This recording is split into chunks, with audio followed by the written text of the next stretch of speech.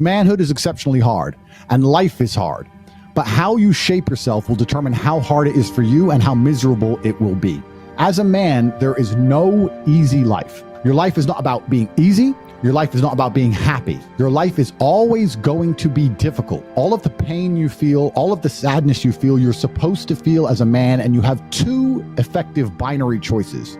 You either go through the suffering and go through the trauma and go through the hardship it takes to be a man of value, or you suffer eternity as a nobody. And being invisible, I would argue, is almost worse. You can have a very stress-free life if you work in Starbucks. You don't care about the Starbucks once you clock off. You go home, you play video games, and you exist until you die. That's stress-free, but you have to suffer being a nobody.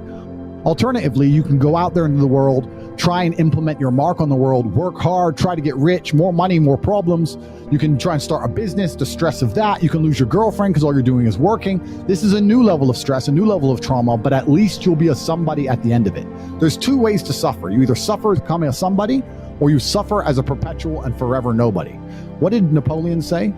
He said, "Glory is fleeting, but obscurity is forever." Absolutely. Glory is fleeting, but obscurity is forever. And when he says fleeting, that's a really good point, because everything in life is rented, especially your glory as a man. When you have a good body, it is not a good body as complete. It's not finished. You haven't completed the task. You have rented that good physical condition. You must train every day to retain it. Everything is rented. Your body, you don't just get a good body and you're done. You still have to go to the gym every day to maintain that good body. You don't just get a hot girl and it's done. You still have to work hard for her to always love you and respect you. You don't just start a business and now you're rich. No, you have to start a business and work on that business every day. If you take your eye off the business, it will fail. Everything in life is rented. So when he says glory is fleeting, he's also absolutely not correct, because glory is fleeting and you have to constantly and endlessly work for it and make sure that you never stop. Otherwise, it will be taken from you. But obscurity is forever. If you never make a mark on the world, then you effectively never existed. And when you're gone, nobody will care. The reason our Father is discussed at length is because of who me and Tristan are. And the reason we will be discussed forever is because of who our sons will become. And that's very important, because you have a duty to your ancestors and you have a duty to God. So you must make a choice. And this is a genuine choice for you people at home. Do you want to live in obscurity forever and be invisible and not matter and have an easier life? I would argue that it's not easier, because in your heart and in your soul, you're going to feel guilty knowing you could have been something you're not. Or do you want to try your absolute best and struggle and suffer every day of your life, paying the rent for all of the amazing things around you? We pay endless rent. We pay rent for our bodies. We pay rent for our relationships. We pay rent to keep our kids. We pay rent to keep our business. We pay rent to keep our freedom. Every single day is work to pay the rent. It's absolutely never ending, and you have to make that choice. So if you have a pen and paper in front of you, you need to decide. Do you want to be invisible with a lower rent bill, or do you want to be important and work hard and suffer to make sure that the rent is paid? It's a choice you must make, and it's binary, and you must be extremely dedicated towards the decision you finally make. Absolutely everything as a man is your responsibility. It's your responsibility to become your best and brightest version of yourself. And you're not going to do that simply by talking it into existence. You need to live it into existence. You need to go out there and do things which are genuinely difficult, genuinely stressful, which are genuinely scary, so you can become the man you want to be. So you have to take responsibility for these things, and you have to seek them and choose and find the correct difficulties for you to overcome, so you can build a character worth having.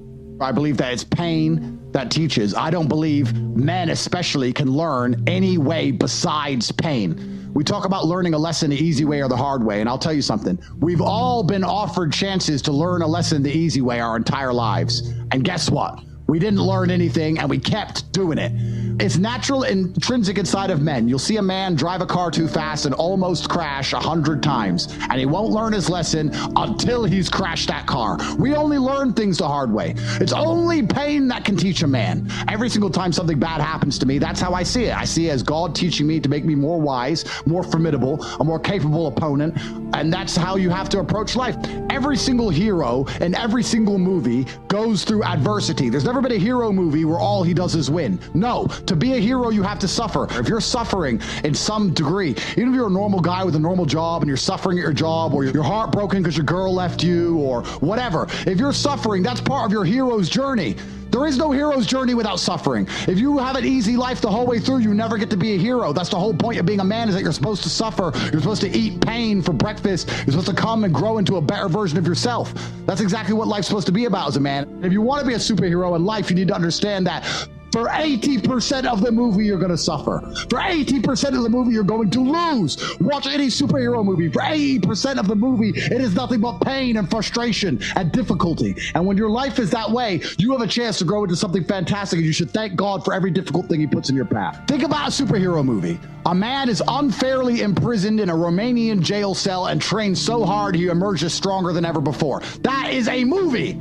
You get to live a movie as a man if all you had was some balls. We are living movie scripts. Why? Because we have bravery. Most men sit there and wonder why they're depressed because you don't get to live a movie. You're not the main character of anything. You're not even a secondary character in anyone else's movie. You're an unimportant nobody because you were afraid your entire life. You've lived like a coward your whole life. You were afraid of what might happen if you have some balls. And then you wonder why you're depressed. I'd be depressed if I was you. Of course, your life sucks. I'd rather go to jail as me than live free as you. Because when you're free, you can't even do anything. You can't go where you want, you're broke. You can't have sex, girls don't want you. You can't speak because no one listens. So what are you free to do? You're more in jail than I ever was. My mind is free. I'm allowed to think what I want to think and say what I want to say. They have thoughts and they go, don't know if I should say that. They second guess themselves. They're their own worst enemy.